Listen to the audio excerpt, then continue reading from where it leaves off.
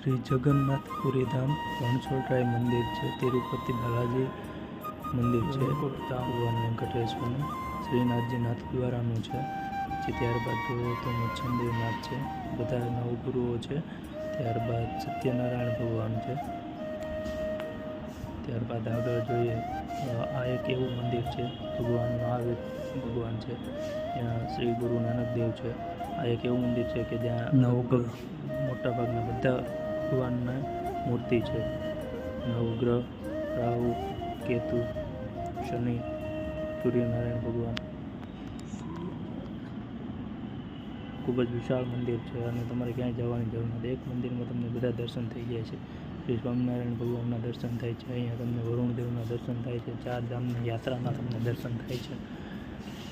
ત્યારબાદ આગળ જોઈએ આપણે તો આ નાસિકનું મંદિર છે, જ્યાં બધા તમામ પ્રકારના બદ્રીનાથ ધામ છે, જે તમને એટલું વિશાળ છે અને ખૂબ જ એવું લોકપ્રિય લાગશે તમને કે તમારે 4 ધામ જવાની જરૂર નથી. અહીંયા તમને 4 ધામના દર્શન થઈ જાય છે.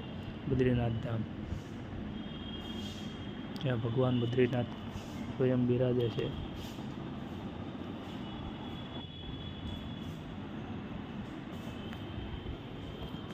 જોઈ શકો છો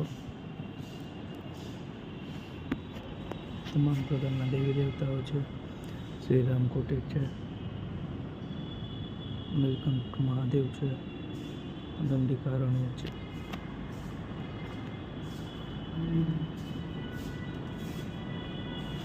ત્યારબાદ તમામ પ્રકારના જ્યોતિર્લિંગના પણ અહીં દર્શન જોવા મળે છે. શ્રી સોમનાથ મહાદેવ, શ્રી મલ્લિકાર્જુન મહાદેવ, ત્યારબાદ શ્રી મહાકાલેશ્વર મહાદેવ, અને ઉપર તમે જોઈ શકો છો શ્રી કેદારનાથ વિશાળ કૈલાસ પર્વત પર ભગવાન બિરાજમાન શ્રી મહાદેવ, શ્રી ઓમકારેશ્વર મહાદેવ જ્યોતિર્લિંગ, શ્રી પરલી વૈદ્યનાથ મહાદેવ જ્યોતિર્લિંગ, શ્રી ભીમાશંકર મહાદેવ જ્યોતિર્લિંગ, શ્રી રામેશ્વરમ જ્યોતિર્લિંગ, શ્રી નાગનાથ મહાદેવ જ્યોતિર્લિંગ. સામે તમે જોઈ શકો છો પશુપતિનાથ છે, ત્ર્યંબકેશ્વર મહાદેવ છે. અને આગળ જોઈ શકો છો કૈલાસ પર્વત પર બિરાજમાન ભગવાન શિવ અને કેદારનાથ તમે જોઈ શકો છો.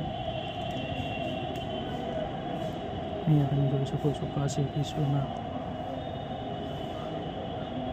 સામે તમે જોઈ શકો છો પશુપતિનાથ.